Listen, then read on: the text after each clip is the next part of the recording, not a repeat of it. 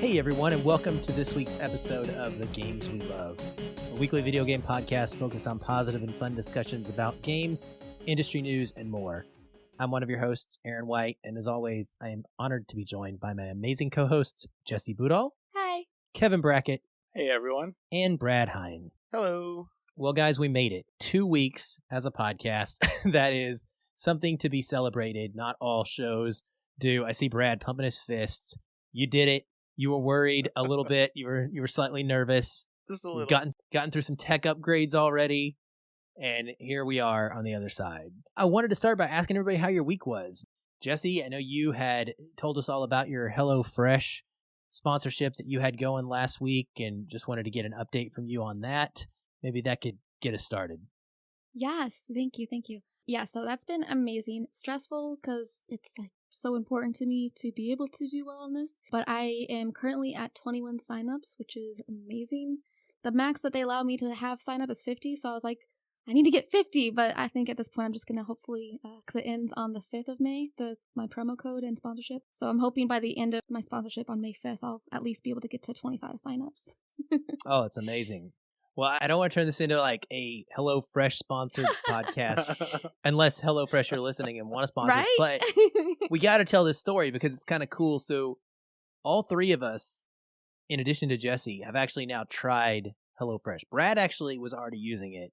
Kevin and I signed up using Jessie's code, and it was awesome. I got to say, I had kind of been curious the whole time, and I loved it.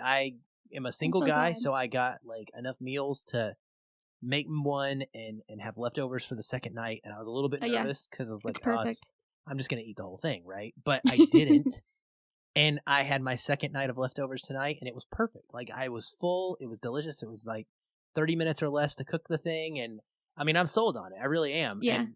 And it has nothing to do with it being your sponsorship. I mean, other than I'm glad exactly. I was able to help you out. You know? So I'm going to update Jessie's contacts in our show notes. So I'm going to put her link tree there, and I'm assuming there's a link there for people to find your HelloFresh code if they want to get a discount. It's up the top right now. I just updated my link tree, so everything is up to date and in a nice, orderly, organized fashion. Cool. Kevin, you want to add anything? Because you tried it too, so...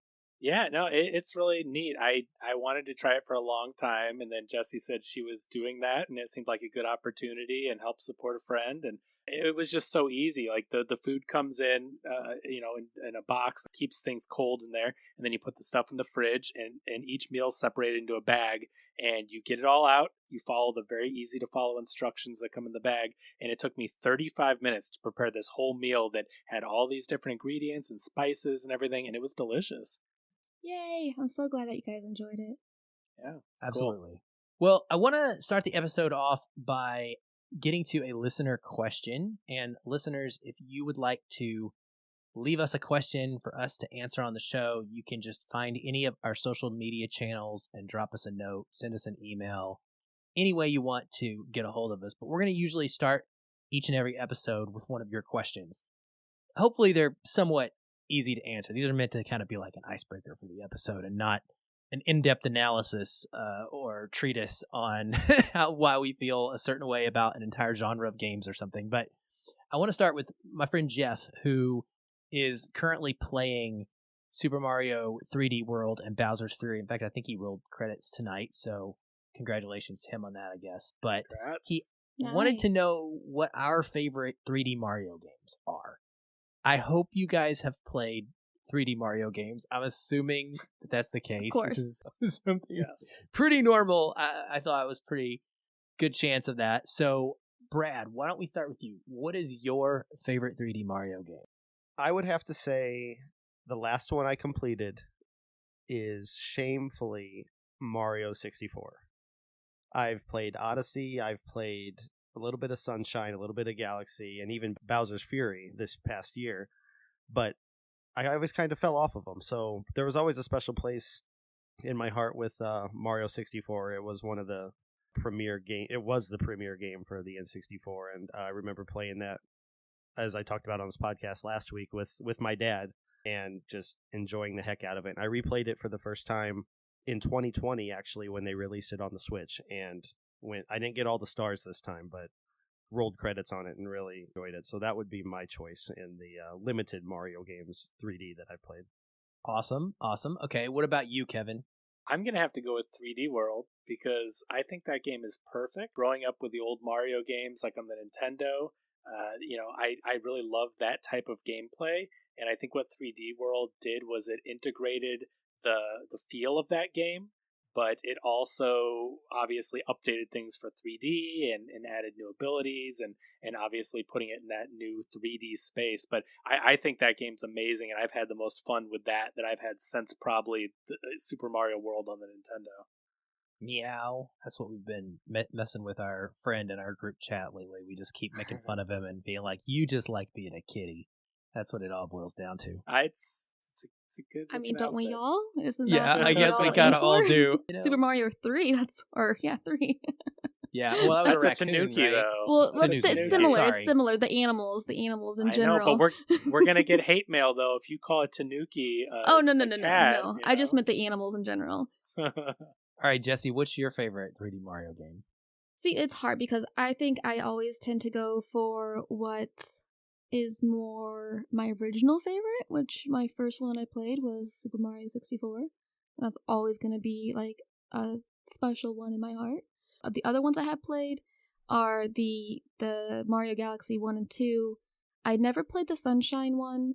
I haven't played the 3D World yet, and plus Bowser's Fury. But I actually think I'm going to be adding that one to my list because that looks amazing. And I've also played the Super Mario Galaxy. I think when the Super Mario Galaxy came out, I pretty much just powered through that one and completed it within like a few days. So I was really addicted to it, but it didn't really provide me the same satisfaction as the Mario 64 game for whatever reason. Maybe just nostalgia, I don't know. But yeah, I'd have to say the OG. So I'm a Galaxy 1 and 2 for me are masterpieces. I never played 64 when I was growing up. So I did try to play 64 recently with the remaster that came out. I think it was a remaster, but whatever it is, it's not a remaster. It's a straight port. It's just okay. So it's a straight port, and I don't get it. I don't understand how people can pick that as their favorite, other than because they played it when they were a kid and it's nostalgic. I think it's a pretty bad game. Wow. Yeah. It's innovative, The camera. and the camera's at awful. the time. It was I know. amazing. It was a new thing. It was like amazing. It's kind of like the game of its time. It was ahead of its time. Look at GoldenEye. Have you tried to play GoldenEye recently? It doesn't exactly hold up, but it was incredible when it came out. Right, yeah. I mean, nothing had done the open world kind of way that it was approaching things. It doesn't work for me at all. And I don't know. I'll probably talk about this a lot over the course of the podcast anytime retro games come up. But I like new, I like shiny, I like tighter controls. Galaxy was so cool and phenomenal. And even that, I don't particularly love the Wii controls and the fact that it's all motion-based, because I always thought that was gimmicky too for the most part. But just that world. For me, like being in the actual levels of Mario Galaxy was almost unbeatable until I played Odyssey. And I think that for me, Odyssey has taken the cake. And it is just the pinnacle of all of Mario 3D systems kind of thrown into one. It's so creative. The whole Cappy thing is just amazingly cool. Oh, I mean, so the Wii remotes are gimmicky, but the Cappy thing isn't. Okay, fair. That's fair. I mean, but yeah, I mean, I just love it. I love Cappy. I love, going to New Donk City and interacting with humans or, different kind of creatures, different places. And I thought Mario Odyssey was an absolutely impeccable game. And so it takes the cake for me, just barely. And it's funny because Sunshine, you're not missing anything. Another gimmicky, if you want to talk about gimmicky, like running around with this like water backpack, shooting things.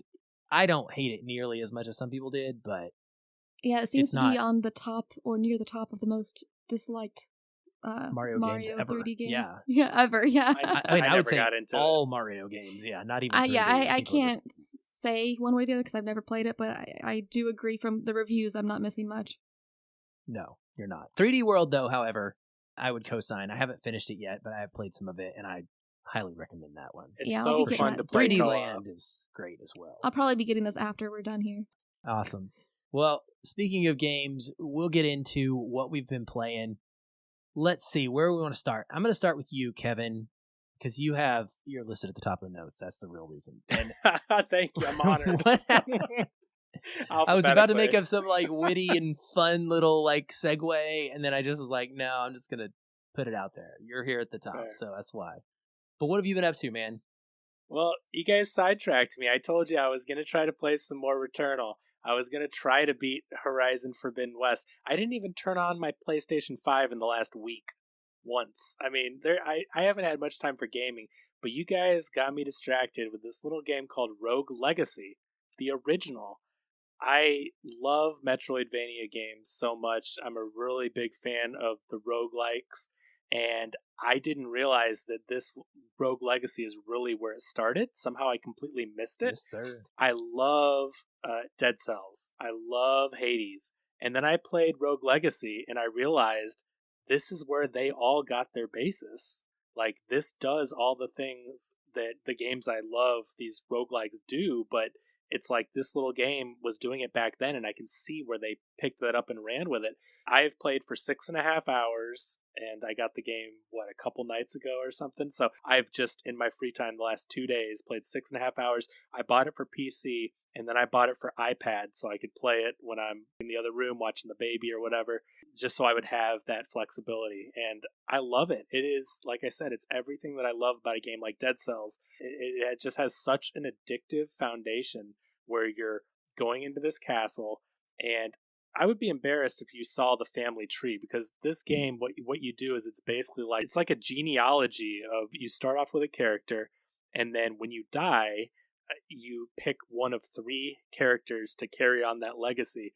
And every time you die, you keep going on the family tree, and they mix different traits from the previous characters. And so you get all these different random abilities and handicaps and things like that, and go through into this castle. And it's very much, and I think the creator even said that Castlevania Symphony of the Night was an inspiration for them.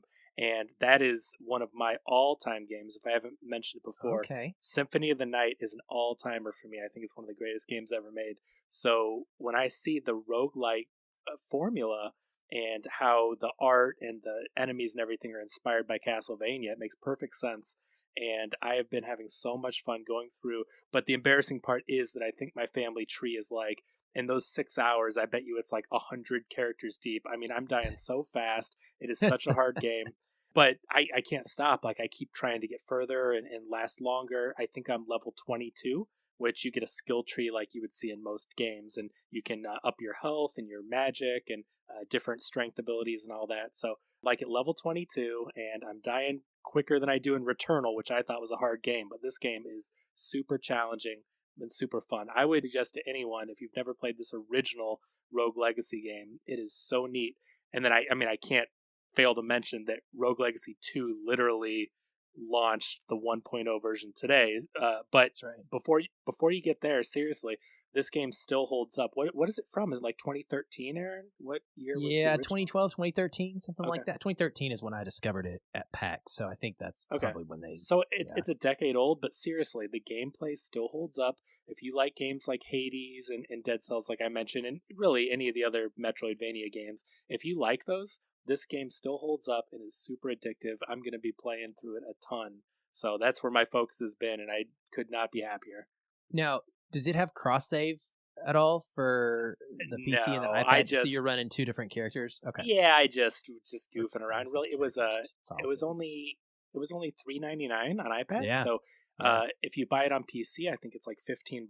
So seriously, the game runs great. It runs just as good as it does on the PC. You can Bluetooth an Xbox controller to the iPad. So I would suggest, if you have an iPad and you like to play games on the go, or portable or whatnot, for $4 you cannot beat this game.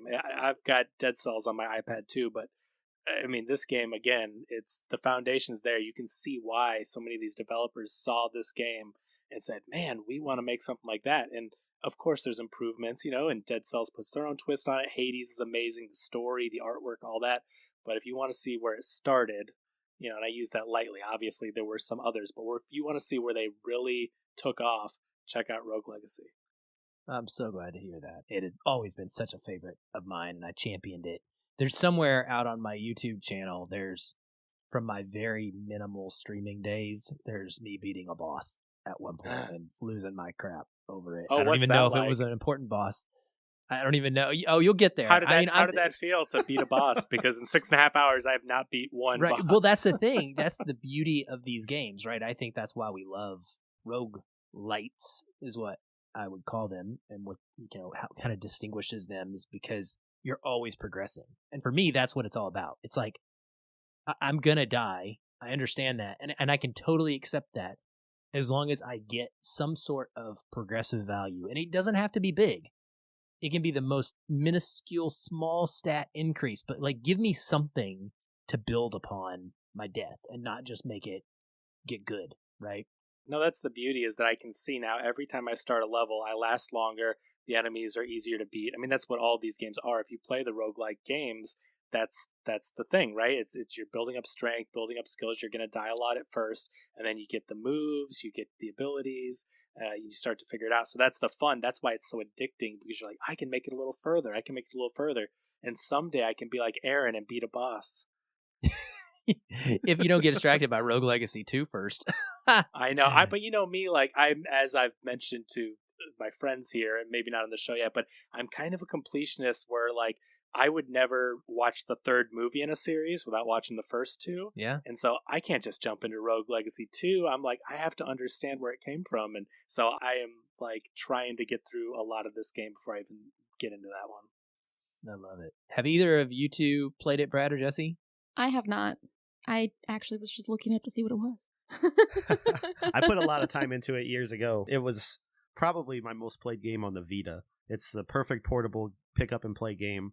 Like Kevin was saying with the iPad, and the cross save between the PS4 and the Vita made it so much easier to take my Vita to work and play on my lunch and come home and then continue that run on my PS4, and absolutely loved it. I could look up how many hours I have on it, but it might take me a minute, but it's got to be a lot. It was so much fun. Yeah, I'm the same. I have it on every platform. It's one of the few games that I have on every single available console to me.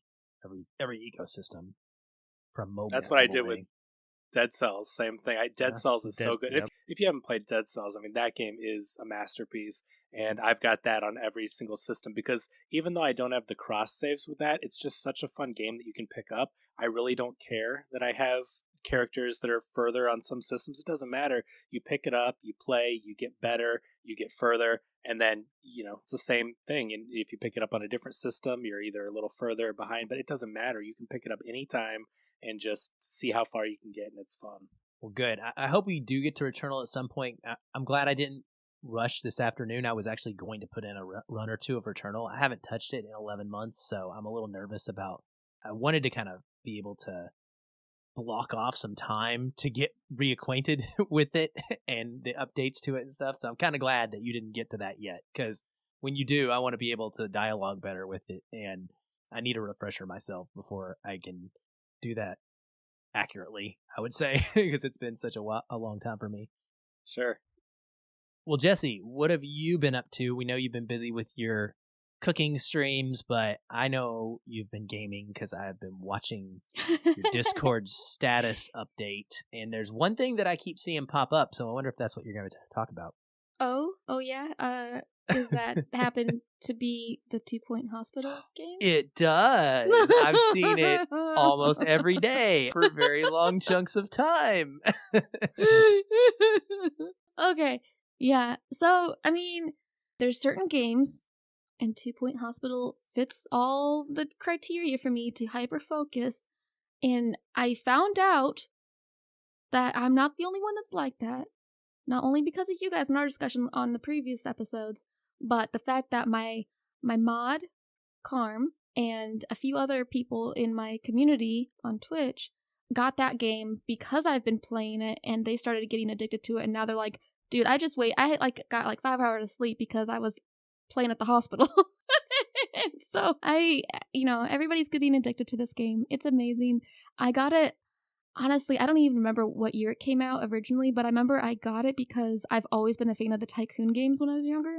Like, those just, hit that addiction spot, I guess, like that hyper-focus spot for me. And I thought it was the same thing. I thought it was Hospital Tycoon. It's just a different name on Steam. But I'm like, oh, okay. And it was a little different. I'm like, what the heck? It's not what I knew. I actually stopped playing it. I didn't get very far in the beginning because I was struggling to really understand like what I was supposed to do. And I like probably, I don't know, a few months ago, I started to look it up again and like I'm like, where did I leave off? Always trying to think of like fun games to play on stream. And as soon as I opened that game again to check it out, I think I clocked about 20-something hours in the first couple days. And then it quickly went up to 100 hours after a few more days somehow. I don't know. It was bad. It's bad. And like my streams, it's not like the first time by any means. Like there's occasionally I'll get so hyper-focused on stream playing a game that I'm like, well, my schedule says to like 10 p.m., but I'm just going to keep playing because if I stop streaming, I'm still playing this game, so I might as well stay on. And next thing I know, it's like 4 a.m, and I do an accidental like 10-hour stream, and like, how do you do an accidental 10-hour stream? Like, I don't know. But yeah, that's this game. So after I started looking back into it again, and I admit I did do some YouTube, or not YouTube, internet searches on like what am I supposed to do? And so after I started playing, like after the 100-hour mark, I finally figured out like there's these tasks that show up on this one side of the screen, and there's different. Yeah, it's big and it's bold and it's right there. I just missed it. It's fine. And there's different sections of hospitals that you can complete. So like you start at one hospital and you complete these tasks to get to like a 3-star hospital. Then that opens up 1 or 2 other hospitals on this map, and then you can start those hospitals, and each hospital is like a different main task for you to complete, and they have like side quests as well and whatnot, side tasks, and they have an alternate like remix. And I was like, what the heck? There's like a 3rd or a 4th star, and I'm like, how do I get this 4th star? So I looked online. It's like I 100 hours into this game, and I didn't figure this out. When you click on the hospital to like select it, and you read like what you're supposed to do essentially before you actually go into the game, at the top there's this really big bold tab, and the one on the left is like the main gameplay, and the second one is remix, and you click that giant tab that says remix in big bold letters, and that's how you get the 4th star, and it tells you what you need to do when you start. So that took me 100 hours of the game to figure out that was there, and internet search. But it's really fun. You essentially just build hospital rooms, like the general practitioner's office, reception office. It's a builder, and that I think is an addicting part of it. And then you have the patients that come in with various different funny, amusing issues, and they're always playing off of like actual things. And then there's different rooms that you build for different conditions. And of course, one of my favorite things of this game is like there's the intercom, like the nurse intercom. So with builders, I know if you build a theme park, it's a lot of financial stuff, and you're trying to make money and keep people coming and going on rides and fix the rides and things like that. Well, and then there's like surgeon simulator where you're actually doing surgeries, and that's the point of that game. Like with this one, what are you actually clicking on and making? What are you controlling in the game? So you can control pretty much. It's pretty customizable. So yeah, like each level is different. So like some levels you're supposed to make money, and other levels you're supposed to complete these research tasks or whatever. But you can control the environment. So you can control like some things that are going to help keep your points up, so to speak. You have to manage the temperatures. So some hospitals, they're hot, so you have to use air conditioning units or add heating elements to each room. Okay. And then you can also keep track of their happiness, their hunger, their thirst, bathroom. And essentially you manage those by making sure that there's enough items like vending machines that are like drink vending machines, snack vending machines, plenty of bathrooms. And then on top of that, making sure you have the janitors hired, and good janitors, to properly manage those. And you can assign different specific tasks for different janitors, or you can have everybody just do everything, which I learned is not helpful. And then when you're hiring, you can hire doctors, nurses, assistants, and janitors. I think that's all of them. And each one is different. Some of them come with unique skills. You can get up to 4 skills per employee, and there's a wide variety of different skills that each class, like doctor, nurse, janitor, can have. Then like there's a little description for each person, personality traits, and like this tends to leave the toilet up, some funny things like that, or like has a good attitude and stuff like that. So it makes it really fun. And you manage the finances, so you're essentially acting as like the hospital, the CEO of the hospital, or like of all the hospitals technically. So yeah, and then there's a bunch of little like different tasks that you can do to make sure, and there's awards. So like at the end of each, like actually I haven't kept track to figure out exactly how frequently you get the award season. I don't know if it's like once a year or like quarterly in the game, but there's awards. There's I think 8 total awards, and I've consistently got all of them but one. I've never gotten the no deaths award. There's always people dying at my hospital. Seems like an important one. It does. I know. I mean, it's less time on the vending machines. And people die at hospitals, guys. Surgeons. There is no hospital out there where people don't die. That's largely where people die. Oh my gosh. Well, I had one of the people in my community that started playing the game from watching me. He's like, "Oh, you decorate?" I'm like, "Well, yeah, because it's really important. It gets like the reputation of the hospital up and more people in." And my I need a transplant. I want to go to the cute hospital. Right. And my mom's like, "Well, but do you have no deaths?" I'm like, "No, we care more about the aesthetics." Uh-huh. We're just trying to get people into the hospital. We don't care about if they leave or not. Oh no. So yeah. Do you have to manage the multiple hospitals at the same time? Like you were talking about getting. Okay. Thank God. That was starting. That would be too much. Like my micromanagement. That would be too much. I like Sims quite a bit. Yes. Or I used to. I used to like Sims. I used to like RTSs, and then as I've gotten older, I have to be very careful with what I can get away with when it comes to those genres, because I just can only handle so much micromanagement before I'm like, brain exploded, too complicated. Let me play, let me go be Cat Mario again. Yes, I agree. That's actually a good point, because there's days where it's like, okay, I definitely want to do PC games because usually PC games are a lot more involved, a lot more details. Whereas if you play, like, because they have 2 Point Hospital I saw on the Nintendo Switch. And I'm like, I don't know if you guys noticed this or if it's like a common understanding, but whenever it's like a console game, it's always going to be less involved than the PC games. And so I've always thought like, okay, so like the Switch games or like the console games, those are for like when I don't really feel like getting too involved with things. The PC games, they always have like super customizable everything and manage everything. So it's like, that's when like I'm ready to manage everything at the same time. But I guess there's a sandbox mode. I don't know how that works. Maybe it's not something like that. Somebody in my community said that they've been stuck on the sandbox mode, and it's something kind of more sounding like that's more difficult to manage and crazy. But yeah, I like to keep it as simple as possible. Cool. Well, understandable now why I've seen you on playing that so much, and good to finally hear about it. And I'm sure we're going to get to hear about 2 Point Campus when that one comes out here. Oh gosh, I'm excited. As well. Yeah. Well, Brad, what have you been up to? Well, as of the last couple days, I've been heavily involved in Rogue Legacy 2 and just easily fell right back into that, having all the memories of the first game come creeping back in. But before that, as you guys are aware, and maybe some of our listeners, last Sunday, I streamed my final trophy for Uncharted 4, which was beating the game under 6 hours, and barely made it at 5 hours and 55 minutes. Congrats. Thanks. We had a Not lot of fun doing stressful at all, right? I thought it was going to be shorter. I thought it was going to be closer to the 4-hour mark. And then as we were getting to the final minutes, Aaron was sweating. I was starting to sweat. I was like, we got it. I was there, and it was amazing. I'll let you go first. Yeah, it was, just, I didn't do any practice runs. And then the guide that I kind of looked at ahead of time said, if you skip all the cinematics and you know what you're doing, you'll finish it between 4 and 4.5 hours. And I'm like, okay.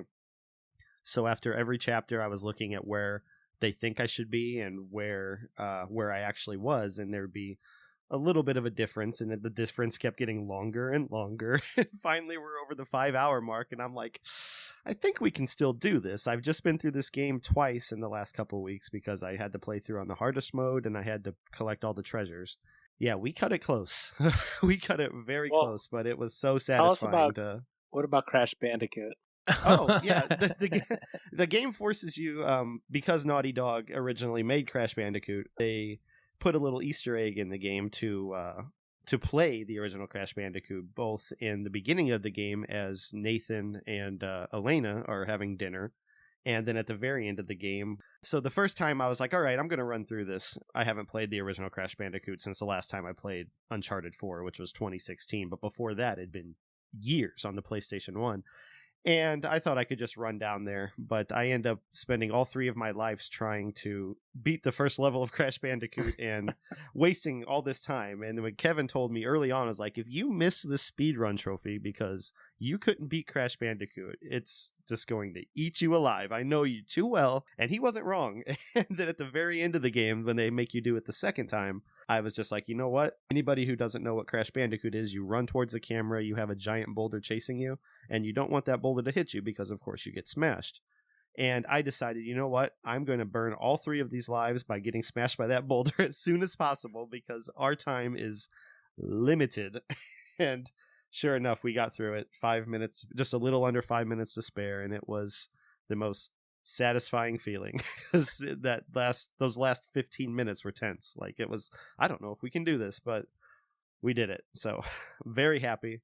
I'm done with all 4 of the Uncharted propers, and now I have the 2 side games from the Vita and Lost Legacy to 100% on. So I'm going to do that a little bit more slowly because it's not the main games, but they're still equally enjoyable. So that's what I've been doing. And then just yesterday, I got onto the Overwatch 2 beta. And anybody who knows me, Kevin especially, I have put the last 6 years of my video game life was basically Overwatch because it's so easy to pick up and play. I fell in love with it in that traditional Blizzard fashion where they make their games fun and addicting with Diablo and World of Warcraft and anything else that they've made. StarCraft was another one. But when I picked up Overwatch and I learned the game, and I met so many cool people on there throughout the years. One of them from Chicago who I went up and met at one of the comic conventions. And then one of my good friends from here in St. Louis, he now lives in Arkansas. But, you know, we bonded over the game. He was my neighbor over in another neighborhood here in St. Louis, and he saw that I had an Overwatch sticker on my car, and that's how we became as close as we are now. So that's cool. It's got a special place in my heart, and really excited about the beta. They've made a lot of big changes for the competitive PvP, and I'm even more excited for the other half of the game, which is going to be single player or co-op, so kind of like a mission kind of like thing. PvE, very much, and more lore, like playable lore rather than the comics and cinematics and stuff that they released over the years. More stuff like that is what I'm really excited to get my hands on. Well, that's awesome. How long is the beta go? Is this a short one or a long one? I think it's till May 17th. Is there a way that other people can get involved in it, or did you have to do something like some special behind the scenes where you like professional level player only, or? Oh, I am not a professional level player for starters, but no, they had a sign up about a month ago when they announced the beta was coming and trying to get excitement for the franchise again, because for all intents and purposes, the community has very much, it's still playable. There's a lot of people still playing, but it's not in its peak like it used to be. The game's been out for 6 years and they've added a lot of stuff to it, but it's kind of gone a little stale in some regards. So, but if anybody who didn't sign up wants to get on the beta, from what I understand is if you watch these Overwatch 2 streams that people are doing, they should have drops enabled. They should be specially labeled on Twitch, and you can check from the Overwatch Twitters and Facebooks and wherever you can get Overwatch information. If you watch 4 hours of those kind of streams, you should get a beta key if you have your Blizzard battle tag associated with your Twitch account. Okay. Yeah. Cool. Well, I want to go back to Uncharted a bit because I was there and I was watching and I was extremely nervous for you.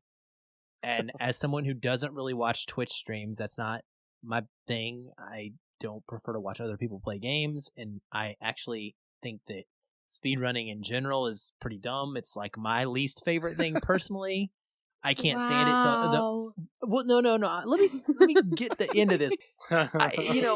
When I see a speedrunning trophy, I'm like, well, there's a game I'm not platinuming ever because that's just not my thing. But I was watching you, right? And I became very invested in it. And first of all, I think you're incredibly engaging while you're going through it. You're very good at talking out what you're doing in a way that is entertaining and interesting and talking back to the chat. I don't know how you managed to talk to us so much, man, while you were executing the perfect route on these things. But for me, it was incredibly intense. Like, I was getting so nervous, and I was constantly typing into chat to Brad, like, you got this, we're good, don't sweat it, we're going to make it just fine. And internally, folks, I was screaming. Like, I did not think he was going to make it. Legitimately, if you had had me on the side, I'd have been putting bets in Vegas that there's no way he was going to make it. Yeah. There was a point where I was really confident, and you were skeptical of it. But then as my confidence dwindled, yours was like, you got this. And I'm thinking to myself, like, he's still got to be nervous. Like, I appreciate the words of encouragement, but when I start getting nervous about it, knowing what's coming in the game and having just played through it, it was it was a mental battle of like, I'm pretty sure we got it, but I don't know anymore. Yeah, you got the mental part is like half the battle, I feel like, in those things. Yeah, for sure. Well, and that's where I was going to go with this line of thinking, ultimately, was me saying, it's not for me, and I think that they're crazy. But what is it about the speedrunning that you enjoy? Or what makes it worth it for you to put yourself through that? Because you were prepared, Brad, and talking about how you were ready to, if you didn't get it, you were going to keep going. Like, you said you weren't going to do it all in one go again, but you were fully prepared to try it again until you got this trophy. What is it that makes that, to you, a valuable way to spend your time versus, say, like, I don't know, putting 6 more hours into Overwatch again or into a new game or something? Like, why? Like, do you enjoy the speedrunning? Or do you just, is the high so worth it that the end, that is what makes it a successful venture? Or, I don't know. How does your brain work, man? Because I don't get it. That is the question for all of us, I feel like. No, it depends on the game, I think. I do enjoy the speed run, especially on these Uncharted games. Well, I guess, like, there's our trophies on the Uncharted, the extra remastered versions of 1, 2, and 3, where if you speed run under certain hours, a certain amount of time, you get a trophy for. My thing for the last couple years, at least, especially in quarantine and everything, was I'm just going to try to get platinum trophies as much as I can on PlayStation. I found sales on some of the indie games or just games that I have in general. There's a whole community of trophy hunters. And for Uncharted 4, the last trophy that I left to do was the 6-hour speed run. I had a lot of fun with the Resident Evil games. Have always been built, especially after 3, the original 3, to, I think, Resident Evil 3 on PlayStation 2 or PlayStation 1 is a very popular speedrun game. And I mean, there's a whole community in regards to speedrunning too, just to see how the games work. They're built around it. Like, you can speedrun. I think Kevin watched me do Resident Evil Village last year or the year before, whichever year that came out, and beat that in 2 hours. And that was a game on the first when you know what you're doing and the clear path and what the little nooks and crannies and things you can avoid, it's just fun to see how fast you can do it.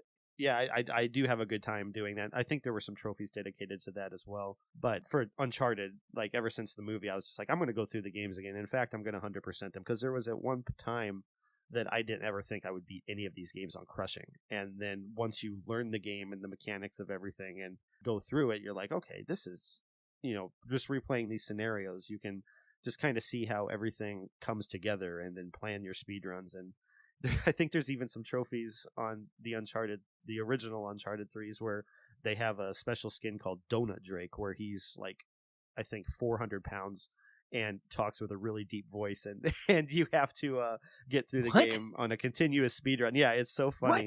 And a lot of people used him on the multiplayer, But I was thinking about going through those again eventually as Donut Drake and actually speedrunning the first 3, and thought that would be I need you to watch. stream Donut Drake because I need to see. Yeah, Donut for sure. Drake. Okay, I'm a huge Uncharted fan. Massive favorite And you series don't know of all about time. Donut Drake? And I don't know about Donut Drake. They take a voice modulator too, and they take Nolan North, who does his lines normally, and they just slow it down. And it's so funny.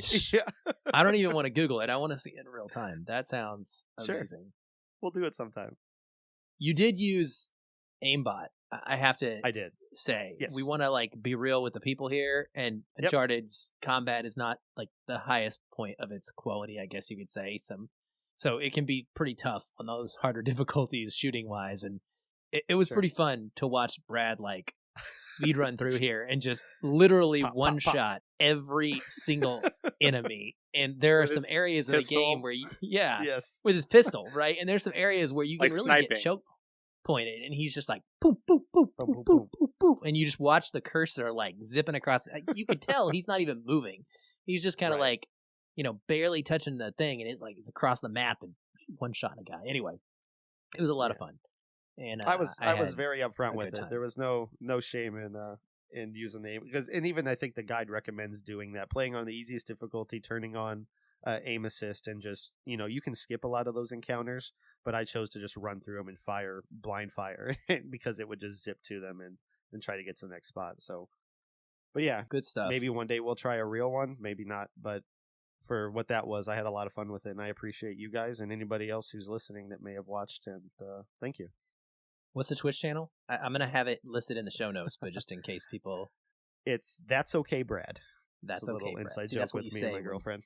Yeah, that's Brad what she says. Fails in his speed runs. You could be like, "That's okay, Brad." She said that to me in the car one day. She goes, "That's okay, Brad." And I go, "Did you just call me by my name? That was really, it was unusual." And then we just laughed about it. And I was like, "All right, I'm going to use that as my Twitch handle now." I like it. I think that there's something really neat about the speed runs that make it, the audience gets involved because we're invested. We want to see you do it, and we're cheering you on, and we're also messaging you, and you're talking back to us, and it's a really fun experience. If you've never seen one before, next time Brad does one, you really should join. And it's so much fun, and the more people you get in there cheering him on, it's just everybody's having a great time. Twitch.tv/That's Okay, Brad. Yeah. And okay is spelled out. Four letters, okay. That's right. Yeah, okay. Spelled out. Yeah, so we need a few more people to follow his channel so we can help him get closer to becoming an affiliate. Sweet. I didn't even know that was possible. I got you. We'll figure it out. Yeah. Cool. Well, I wrapped a couple games this week, and I'll go through these pretty quickly, but one of which was kind of a random. Well, actually, they're both random in their own ways. These are not games that I've been playing for a while. These are both newly picked up and blown through in a sense. So Kingdom Hearts 3 is the bigger one. I'd been knee-deep in Elden Ring and Dragon Quest 11 and a whole bunch of other stuff. And then the news came out a few weeks ago, and I think I might have mentioned this in our catch-up for 2022 episode, but the news came out that Kingdom Hearts 4 was going to be a thing, which was a little bit surprising because Kingdom Hearts 3 was supposed to be the end, and there's never an end to anything in media these days if it's, financially viable property. And so they're always willing to make more. And so I'm not surprised, but I'm kind of surprised. And so they put out this trailer out of nowhere for Kingdom Hearts 4, and it looked phenomenal. It has a really interesting new art style for one of the worlds where Sora appears to be almost photorealistic in a way. He's no longer cartoony. And so I was like, I never finished Kingdom Hearts 3. Played 1 and 2, bought 3 when it came out, played a little bit of it, and just kind of didn't really hit that well. And the performance on PS4 was kind of janky at the time. So I fired it back up and learned that it had gotten a PS5 kind of upgrade patch to it, and it was running much better. And I just dove right back into it, and I've spent, 35 or almost 40 hours now total over the last couple of weeks playing through this, and just really was in love with it. And it's a game that I have very mixed feelings on.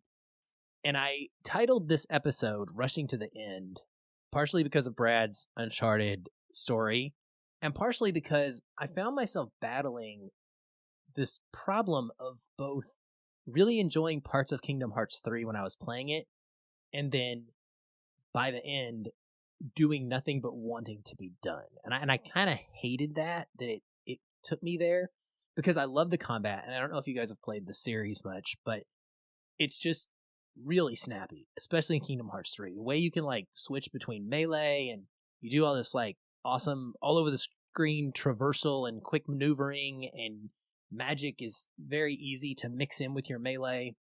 I did like a full-on magic kind of build, so I was a super powerful casting guy, and you're still able to do melee when you run out of magic. So I would just burst into any fight. I would like unload all my spells and my MP bar completely, and then just melee and clean up everything and use these cool special attacks that you get in the Kingdom Hearts series, where whichever Disney world you're in, you're being accompanied by some character from that world. So if you're in Monsters University world, you're in the city of Monstropolis, then Sully is with you, and you're able to do some sort of a team-up attack, and then you have Goofy and Donald with you at all times, and so there's multiple cool team-up attacks to do with them that have you essentially using Disney rides, maybe the pirate ship that swings back and forth, and you got like a little QTE mini game involved, and it's just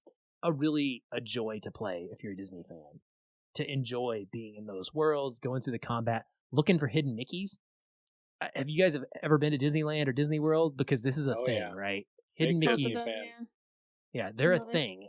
And when you start seeing them or looking for them in a video game, you will everywhere. Like in my whole house is full of hidden Mickeys that are not supposed to be Mickeys, but they're everywhere. Like it's just amazing that kind of 3-circle concoction or whatever arrangement is just something that is so frequently seen. Well, I'm a big Disney fan, and I grew up on Final Fantasy, as I kind of mentioned in a previous episode. Yeah. So the way that Kingdom Hearts introduces those Final Fantasy elements, but with Disney characters, if you're a fan of both things, it's such a great combination, and I think it's a really great introduction for kids to get into RPGs like that. It's just a really easy entry point, especially if you like those characters already, and they're super fun games.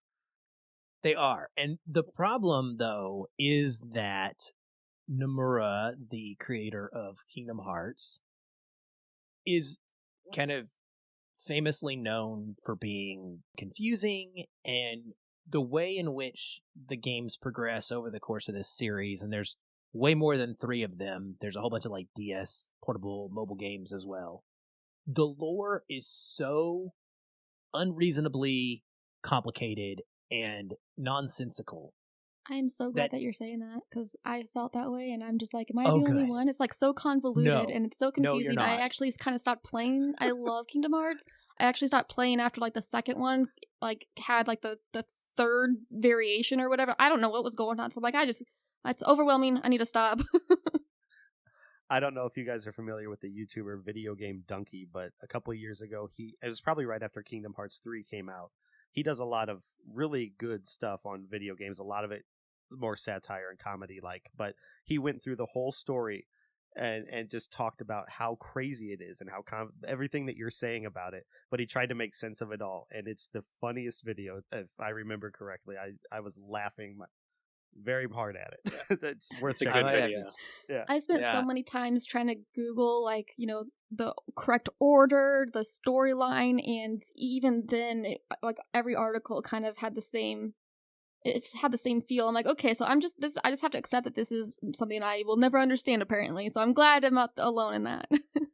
You're not. And it really is what unfortunately sunk it for me, because by the end I was like, I just want to be done. And so I finished up the Disney worlds, and I thought that was going to be the end of the game. So the Disney worlds are kind of a mixed bag in this game, specifically in Kingdom Hearts 3, because there's some of them that I will tell you are among the best in the whole series that I've experienced. I would have spent an entire video game inside the Pirates of the Caribbean world in this game. Ooh, yes. It was like recreating one of the movies. Every single character showed up, every major character from the series. And by the end of it, it's you and Jack Sparrow. And I actually was able to do something all the way to like the highest level that I could do it. And I unlocked the special Black Pearl. And so then I'm sailing the Black Pearl around with Jack Sparrow. And I'm like fighting Davy Jones. And it is incredible. Like the experience of that was just so neat.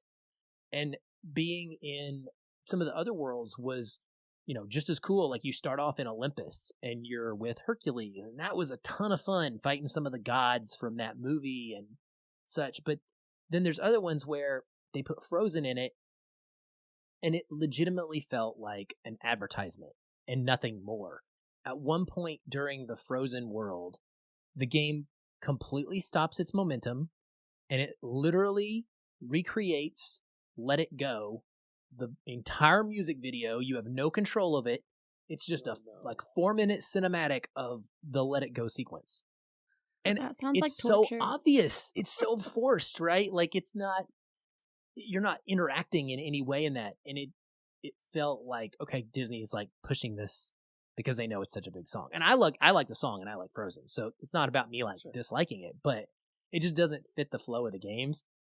So anyway, I get done and the game wraps up with you being in San Francisco, which is super cool. It's like an open world segment where it's you flying around with Baymax, and it's so much fun to just do that.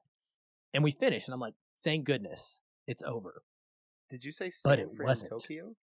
San Francisco. Sokyo, yeah. I never heard that before. Have you never seen that one, so. That's from Baymax from Big Hero 6. Big Hero 6. I don't remember. Is set in the it's set in a not dystopian. Yeah, I guess it's not really dystopian because it's not negative. No, it's just just like a combination world of San Francisco and Tokyo. But yeah, it was great. And then we ended, and it sent me into this long sequence, and it became nothing but the story of the Final Fantasy side, right? Just the human characters and like 18 parts of Sora's heart breaking apart into different like keyblades and having to be reunited. And the rest of my night was spent with 3.5 hours of boss fight after boss fight after boss fight, almost all of them the exact same, running around, fighting a couple people, then running around and fighting one person, then running around, fighting 3 people over and over and over and over. It was that, and it was 3.5 hours long, and that was with me skipping every cinematic. I got to the point where I just was done, and I just was intentionally, it was like I was speedrunning. It was like I was Brad in Uncharted. It was as fast as I could get past them. And so by the time I rolled credits, it had turned from this really cool experience that I had a lot of good memories of into this, I'm just so done, and I cannot wait to delete you from my hard drive. I had aspirations of going back in and getting all the collectibles. I'm going to use that next time for a breakup or something. No. I cannot wait to delete you from the hard drive. Oh, you should. I mean, hopefully you don't have to experience that. No, not really. Like, I mean, not me personally. I don't need that, but that would just be a great like line for somebody breaking up. I cannot wait to delete you from my hard drive. Well, I think these games though, people, they play all the DS games and the 2.7 and 2.8 remix and all this stuff, and I guess they're not skipping the cutscenes. Like, they want as much of that lore as they can, and if you're not into that, certainly that this is not the game for you because you're getting a lot of it. Exactly. And there's a DLC that apparently is just more of the final 3 hours that goes on after this, and I was like, no. So you bought it immediately? No, for once in my life I didn't. I typically do, but no, I bailed, and so I think I'm done. I'm ready to move on, and I will play Kingdom Hearts 4. Don't get me wrong, I'll be there day one because I want to go experience Sora in the Disney World with Donald and Goofy again, enjoying those characters. But I don't know that I will ever play these games and pay any attention to the story again. I will basically just end up speedrunning through the cinematics because they're just pointless to me. It's just too much nonsense. That's why they give you the option, though. Some people want the story, some people just want to be in the Disney World, and So, hey, it's no problem. Yeah. And the other thing that I played was a little indie game called Thomas Was Alone. And so I wanted to bring this up real quick because this is one of my favorite indie. Yeah, it's a Mike Bithell game. He's one of the podcasters on a podcast Brad and I listen to called Play, Watch, Listen with Mike Bithell, my favorite video game composer, Austin Wintory, Alana Pierce, and the best video game voice actor ever, Troy Baker. So Drake. Awesome. Yeah, a lot of tie-ins here. Well, I have always listed this game in my top 50 games of all time. And a lot of people react this way when I bring up Thomas Was Alone because they're like, that looks like a game where you're playing as a square. You're literally just a geometric block and you're moving it. How in the world could that be interesting? But let me tell you, folks, it is, and there's a reason I love it so much, and it is because it is just an amazing combination of the simplistic puzzle nature of a game and the way that you can tell an emotional story and it not have to have these AAA graphics or be incredibly long or convoluted. So all you do in this game is you move different blocks. You start off as a block named Thomas, and the gist of this is kind of like you're a self-aware AI. You're part of a video game programmed world, and you've become aware. Thomas goes on.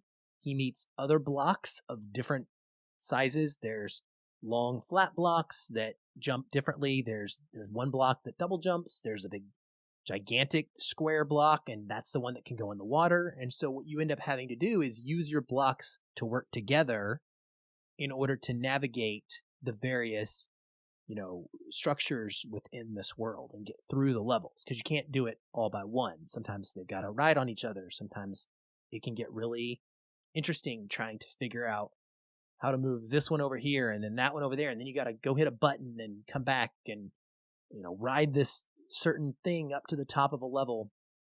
And the biggest thing about it, I've played through it many times, but since my buddy had just beaten it, I was like, I want to go get the platinum on PS5. So I was inspired to do this because of Brad. I was actually, when I was watching Speedrunning, I was like, what game can I platinum really quick so that I can get one too? Well, I started playing it. When I realized about halfway through, by the way, there is no platinum. Oh no! I was wondering it. Yeah, there's not. No, but I was just started it off, and I went into the audio settings because it felt kind of loud, and there was an audio setting that said commentary, something very strange. So I was like, well, let me turn this up, and as I turned it up, Mike Bithell started talking. So I restarted the game. So I was only a couple levels in. And I played through the whole game with this commentary track. And I've never experienced this before in a video game. Now, as a film podcaster, I love special features. One of my favorite thing in the world is a good making of documentary.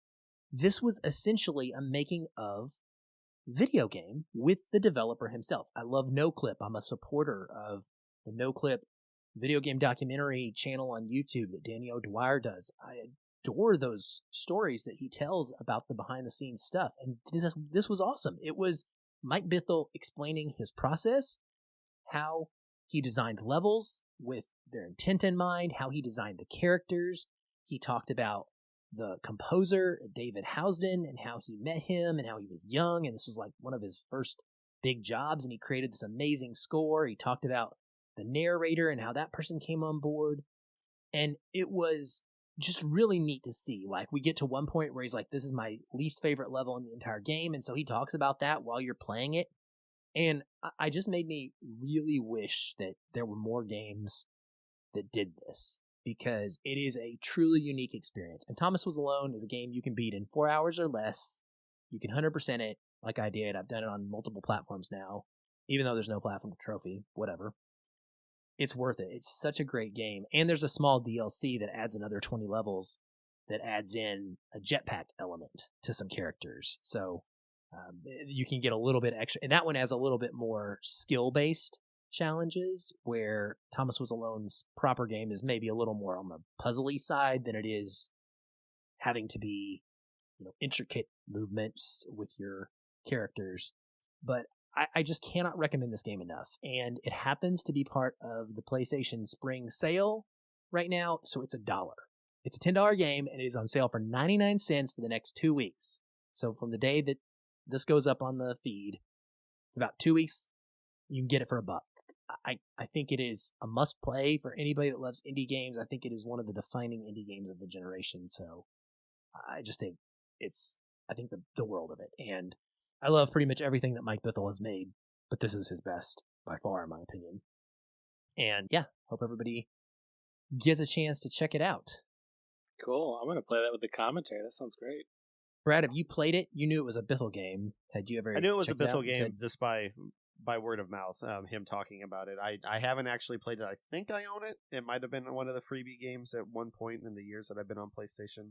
Okay. I'm definitely more interested in it now, having heard you talk about it. I've never made the time for it, but I did pick up his Solitaire Conspiracy with Greg Miller. Came out with a couple of years ago. Miller, Alana's in it now. Yeah. Yeah. But yeah, that was a really neat, unique twist on Solitaire. I had a lot of fun with that. But yeah, that's always been on my radar. Haven't actually put the time in yet. I think you'd like it. Well, let's get into some news stuff. When it comes to game announcements, there's been so many new ones. I don't know if I want to touch on everything. I did want to mention we did get news or confirmation, I guess. This ties into Brad's playing of Uncharted 4 in a way, that Amy Hennig is making a Star Wars game. So her new studio, she has a license with LucasArts and I guess with Disney to create this. Is it Skydance? So yeah, Skydance I think is her studio. So are you hyped for that, Brad? Are you a Star Wars fan? Is that a marriage you are into? That's it's definitely more interested in that Star Wars game, and as well as if they ever make, I think they're making a Fallen Order 2, but like Battlefront and all those competitive ones, like online multiplayer ones, or even the flying like Rogue Squadron and all that, not really ever interest me. But if this is anything like Fallen Order or anything like the Uncharted games that she made, 1, 2, and 3, yeah, count me in for sure. And I think she's making she's the lead writer on that Forspoken game too. That's been delayed several times since the PS5 announcement. But she had a hand in it. She had some story. Yeah, she didn't write it. She was a consultant on it, from what I understood, though. Definitely curious about that game. I don't know. I'm not sold. I'm on the fence about it. Yeah, but when I saw that she was affiliated, I'm like, okay, that makes me more interested. But we'll still see what it looks like when it's closer to release. Jesse or Kevin have any thoughts on Amy Hennig? Are you a fan? Do you even know who she is? I guess that's a fair question. I'm too familiar. No. Okay, good. Me neither. Okay, so Amy Hennig is the creator of Uncharted and also the creator of the Legacy of Kain series. Oh, okay. I don't pay attention to names. Yeah, so she was the main writer at Naughty Dog. That's awesome. I always love it when I see or find out about like a female, leading that sort of things. Oh, she's a giant. I mean, she is one of the best writers. There was a notorious breakup, unfortunately, in Uncharted 4, where she left the property and the game kind of changed and went in a different direction. Ends up becoming a masterpiece. Yeah, it had changed entirely. Yeah. They were 7 months into motion capture and everything with her story when the breakup happened, and it's unclear whether it was what happened and everything, but. Yeah, after her departure, they scrapped that 7 months of motion capture and everything and completely redid the story. So the Uncharted 4 that we have today is not the Uncharted 4 that they intended to make initially. Gotcha. What about Tales from the Borderlands? Any of you guys ever play Tales from the Borderlands from Telltale Games? I'm curious if I'm the only one. It's my second favorite Borderlands game. Sorry, go ahead. Oh, nice. No, you're fine. I have not played that one, but I have it in my list. Okay. I've messed around with it a little bit, but I never played through it. I mean, I love the Borderlands games, but I'm so much of the like looter shooter, try to level up and get everything, and I want to be it's not that. I want to be more in control. So I love all the comedy and the stories and characters within Borderlands, but I kind of want to be on the ground doing this stuff. So.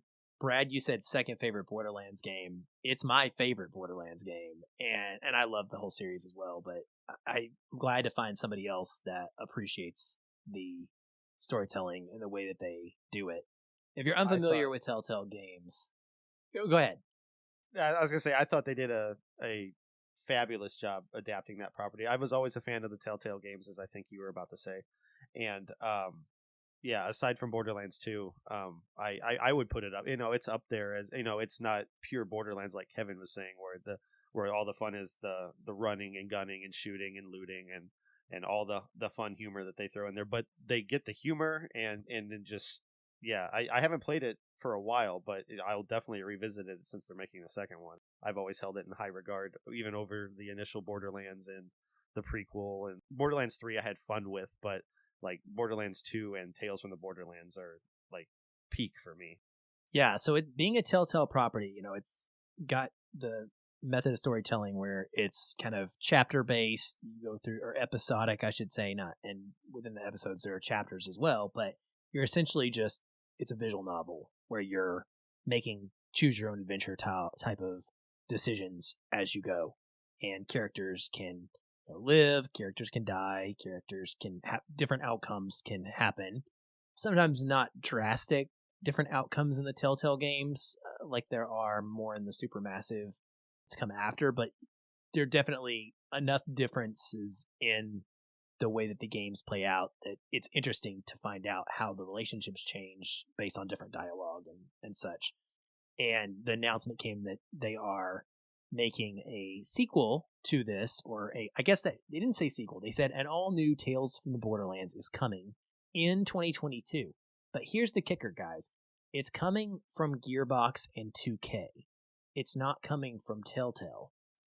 And Telltale because Telltale doesn't exist, right? Telltale does exist. It does not exist in the way that it used to. So Telltale, unfortunately, fell apart several years ago, got purchased by someone, and is being revived. So actually, The Wolf Among Us 2 is coming out this year, which I'm extremely excited for. That's my favorite Telltale game. Okay. Yes.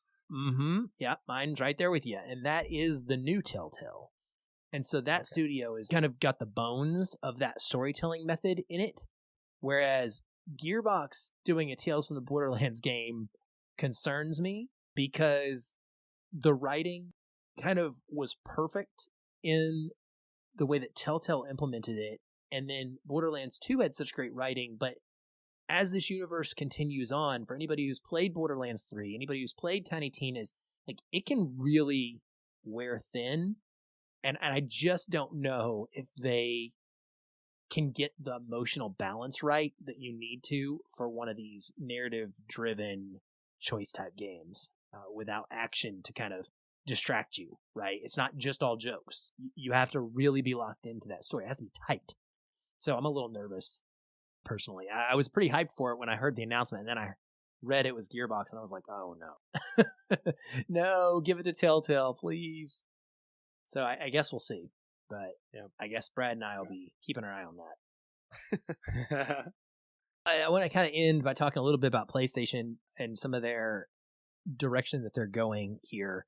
2 pieces of news have come out recently.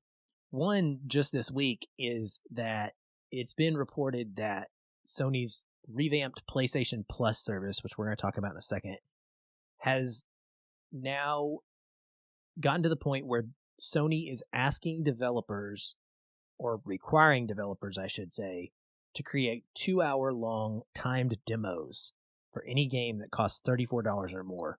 Really weird, specification on the price there, by the way. But part of this is because one of the tiers for this new PlayStation Plus service includes game demos. And so I wanted to get you guys' thoughts kind of on this move and on game demos as a whole. Are you pro game trial or not? Do you think it's okay to put it behind a paywall like this and to force developers to make trials of their game? I mean, does this rub you the wrong way? I just wanted to find out. They're not going to have to make them. So the Sony team is going to make the demos for them. So they're not having to put any extra money in.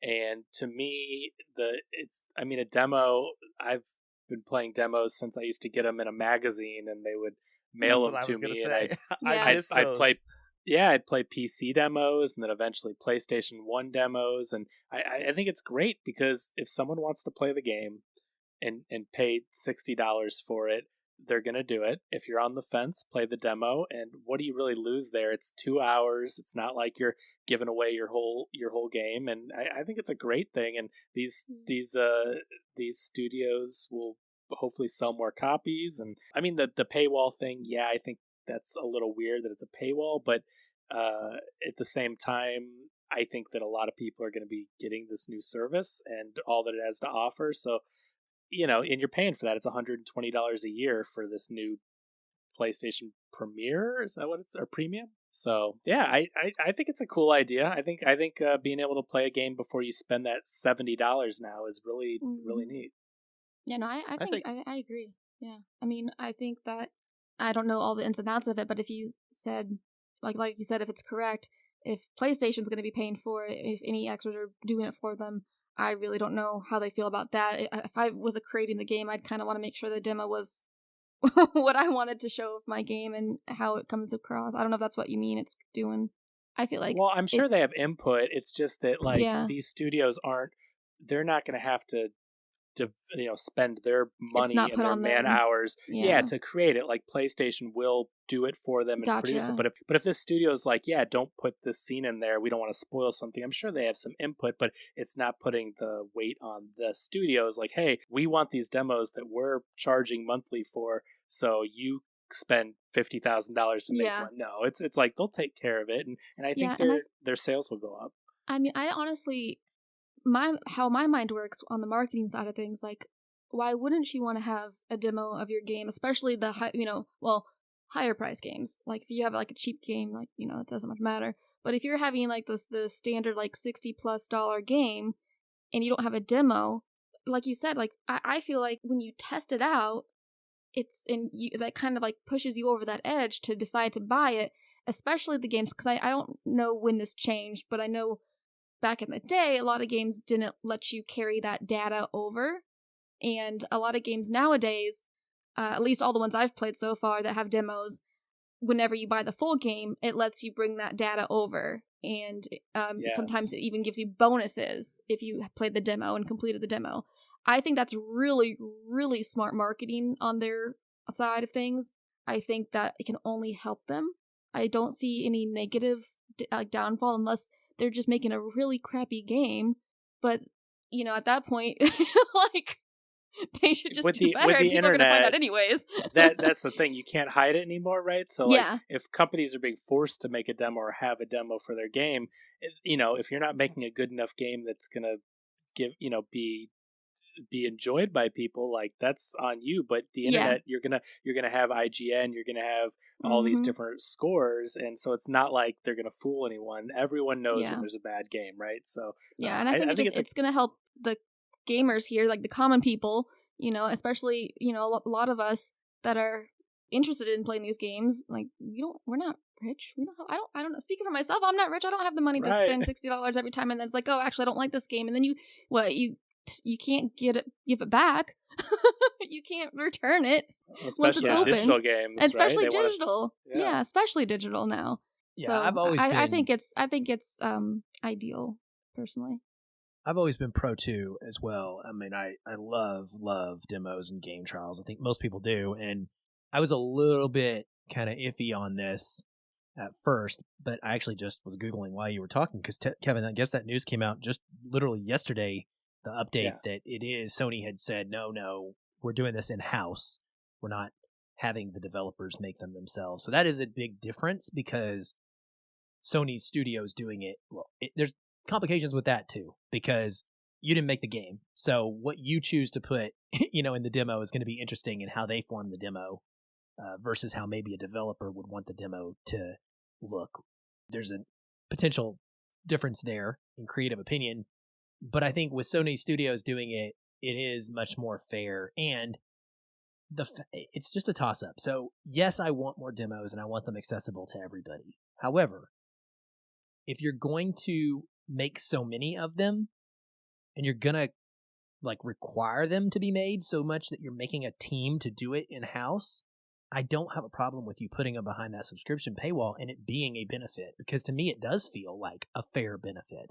Now, what it will do is it will shine the spotlight in a positive light on any dev out there that's like, I want to make a free demo to my game. Doesn't sound like you're going to be able to do that with Sony, but like Microsoft now, it'll be interesting to see how they respond to this, because if devs are like, well, I'm making a demo and I'm going to put it out for free on Microsoft, and then, but you got to pay for it if you want to go to Sony, and it could be a different demo, because then you would have a developer make it versus Sony making it. It's going to be interesting. That's for sure. Yeah, that when it gets to that point, I don't really know, until I see how it works out, it's going to be hard to know, but hopefully they make the right choices. This all plays into the new PS Plus tiers, right? So PlayStation Plus, in an effort to try and make some headway into this market that Game Pass for Microsoft has been acquiring. This is not the same thing, but what they are doing is they are splitting their PlayStation Plus and PlayStation Now services, and they are creating 3 new tiers that will include some sort of combination of both of those things. So PlayStation Plus, the base PlayStation Plus that exists right now, which is what you have to have in order to play online, and you get free games every month, and they're free for you as long as you have the subscription. You can play them at any time. That tier is going to be called PlayStation Plus Essential, and it's going to stay basically the exact same, with exclusive discounts, those couple free games, and online access. And that one's going to be $60 for a year, which I believe is the cost of it now. There's going to be a next tier up called PlayStation Plus Extra, which is going to be those things plus some of the PS4 and PS5 games that they currently had on PlayStation Now, which was their kind of game subscription service. That one's going to be $100 a month. And then there's going to be the biggest... I'm sorry. Whoa. No. Good catch. Oh my gosh. $100 a year. Good call, Jesse. Yeah, that's a big difference. $100 a year. And then there's the PlayStation Plus Premium tier, which is $120 a year.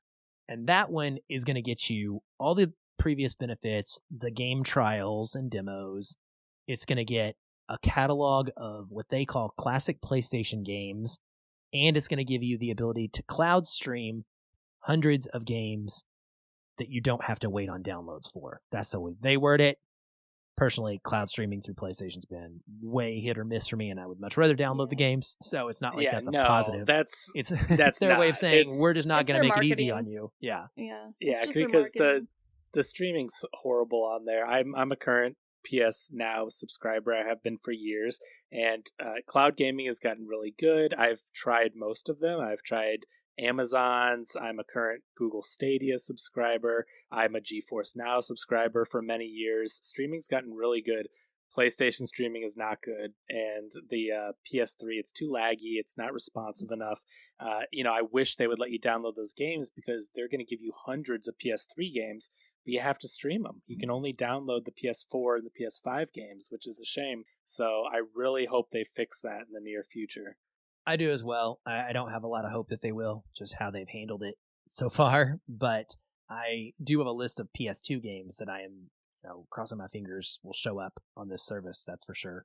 But the one thing I wanted, dislike the tier thing. It's like, why can't we just? You don't like simple? No, I don't like it. I mean, I feel like when one does it, then another one does it. They're trying to keep up, which makes sense on the business side, but.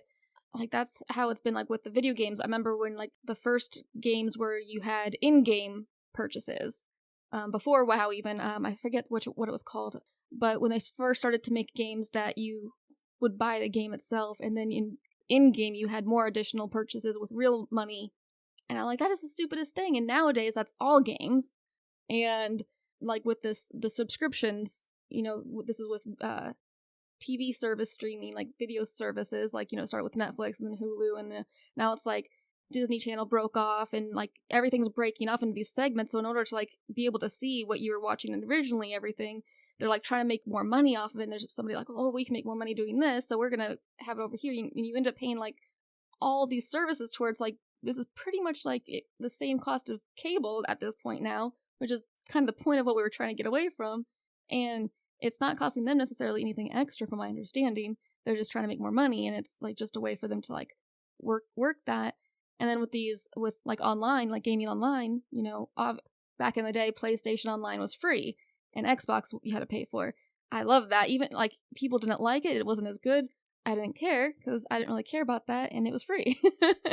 And I get as far as like streaming services and like or stream online or gaming online whatnot. It has its costs and such, but like when you start having the like Nintendo, for example, you have the I off the top of my head I can't remember the specifics, but there's like the online. You can have the Nintendo Online, and that you can get as usual special bonuses. You get little extra perks, and you can play games that you wouldn't normally play at a discount. And then they came out and like there was like retro games that you can have as well, like from the NES and the SNES. And then they're like, oh, we're also gonna release the Nintendo 64 games. Awesome, perfect. But in order to do that, you have to have the online game plan plus this other thing in combination. I'm like, what the heck? Like it's just kind of gimmicky to me, and it just kind of screams to me personally. Maybe there's a logical reason and it makes sense and it's important for whatever reason, but to me, off the top, it comes across as they don't care about us as the consumers. They just want the money, and it just kind of, I don't know. I think it kind of cheapens what they're doing, unless of course there's actually like a service they're providing where it's actually it makes sense. It's like, okay, you know what, that is like a premium service. I'll pay a little extra for that. That makes sense. Or when they're just kind of like holding back, oh, well, we can, these emulators for Nintendo 64 games, like it's not costing you anything extra than these ones are. Like, why can't we have that included in that? That's just, The good thing is, though, that with these tiers, and I get that it can be confusing for the consumer, and these are also new for everyone, but they're not forcing you into paying for the PS3 games. They're not forcing you into paying for the PS4 and PS5 games. They're still separating it. So you've got your basic tier, like Aaron said, which was basically just what PS Plus is now, and you can still pay for that. It's $60. It's the same price. But if you want to play PS4 games, here's this a little bit extra you can pay. And if you want to play PS3 games, even though it's not optimal by streaming them, you can pay another $30 and get that. So at least they give you options, because if there was just one tier, they'd force everyone to pay double, and then that'd be really hard on people. So it's nice to have the options, I think. Keep everything in the one tier, and everybody pays the one tier. Yeah, and then they don't make money. Yeah. They're making plenty of money. Yeah, I don't know. But I don't know. I think with the PlayStation side of things, it does make more sense to me. But I think for me specifically, my mind is just going to the Nintendo online game. I think I'm just sore about that specifically. Well, it's all value added, and at least you don't have to pay for it. You don't have to pay for the N64 games and the Sega games and all that. And the thing is, there's a lot of rights, and people still have to get paid. So it's not just like, the games exist, but there are rights holders. I just don't like change. Well, you've already said it. Everything's changing that way, even though we don't like it. And in-game purchases, streaming services, and so it's kind of like, I don't think that we can put it back in, right? It's already put it back in. I don't think so. Yeah, the other key piece of information here is that if you aren't aware, this is not like Game Pass, and day and date brand new releases from PlayStation Studios are not going to be part of one of these tiers. So it's not going to be like your Game Pass subscription where you pay for it and you get to play Halo on the first day. You're not going to get God of War Ragnarok because you have this subscription. You're going to have to buy that game separately. Now, it's interesting that you're talking about like the value, because I do want to share real quickly a tip on how you can save some money as PlayStation is about to change this. So if you are a PlayStation Plus subscriber out there right now and you have an ongoing subscription with X amount of months still on it, you will be converted in June-ish timeframe when they make this swap. The remaining months on your service that you have paid for will be converted into the essential tier, the bottom plain tier. It'll be the same thing that you have now. Nothing will change. If you are a PlayStation Now subscriber, you will be converted into the premium tier. And if you are a PlayStation Now and PlayStation Plus subscriber, i.e. like me, you have both of these, you will be converted into the premium tier. And just like if you had PlayStation Now by itself, your end date will be determined by the current end date of your PlayStation Now or your PlayStation Plus subscription, whichever one is the longest. So here's what you need to get out of this. If you want to make or to save money, if you go buy prepaid PlayStation Now cards right now, you can buy like a year of PlayStation Now for $60. But they pulled them all. You can't buy them anymore. Well, if they're out there, I got some online, digital codes. So, I mean, I would imagine you could probably find some somewhere. So if you can find some, because this is what I did, I got mine out like 3 years. Maybe I just got lucky before it, they pulled them. But if you can find a way to find PlayStation Now prepaid cards, you can stack them. So you can pay $60 You per can't year. anymore, Aaron. You can't. They stopped it. No, they did not stop it. That's what I'm telling you. It is not stopped. This works. If you have a PlayStation Now card for a year, you can stack it all the way out. I tried it today. They stopped it.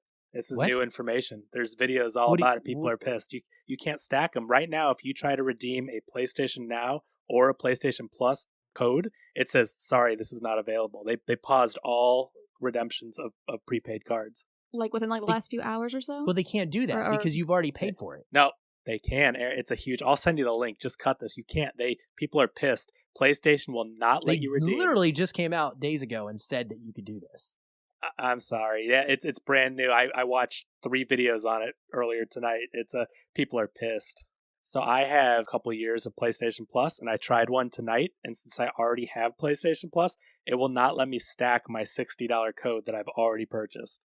Wow. I don't see how they're going to get away with that. Because like I said, I know. I just saw a news article on IGN. Sony has reportedly stopped PlayStation Plus users stacking their memberships. And that was 13 hours ago. So it was literally within the last 24 hours. Thanks a lot, Sony. While I have it in the notes to talk about. Sorry. That's why I was confused, because I'm like, I want to do this, but I don't think you can. And so so I'm sorry. I didn't know that's what you were actually trying to talk about, the stacking. Because I'm like, I want to do that. Well, they just came out and said you could do that it would work. It's within the last week and a half, they confirmed that it would work, and now apparently they're reneging on. Maybe they saw everybody was doing that, and they're like, "Oh, I'm shit." That's what they did. So basically, people were going 10 years out, and so Sony said, "Nope, there's some people doing 5 and 10 years." Sony lost. Yep.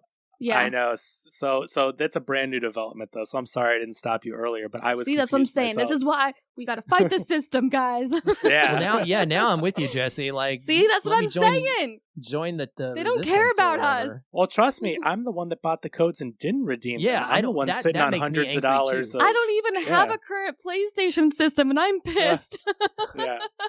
I want to know how that works. You're gonna have to keep us updated, because that just doesn't make sense to me. I'm gonna send you a video. They're probably gonna have to make some changes. I'll put it in the Discord and you guys can all watch it. But there's a video from just a few hours ago that's titled "Sony is screwing over PlayStation Now members," and it's just a really good. I feel like. Okay. Sorry, I feel like they're probably gonna, because it just happened. They're probably gonna see everything, and they're probably gonna come back and okay, you can redeem it up to a certain point. That's what they probably should have done in the beginning. But that's what I expect. What I think will happen is they'll wait, and then what'll happen is they have to do the infrastructure change in the coding, right?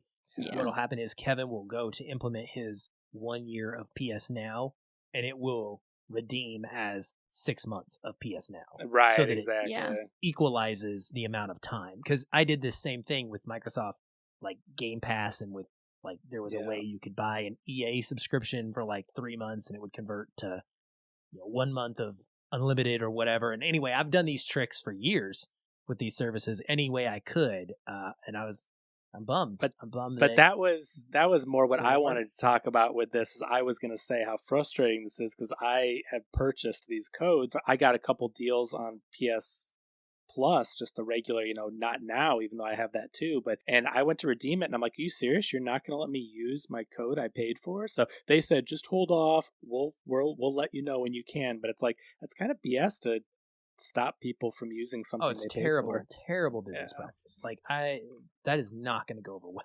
Obviously. No. So are they like not even gonna like refund that money for it, like at all?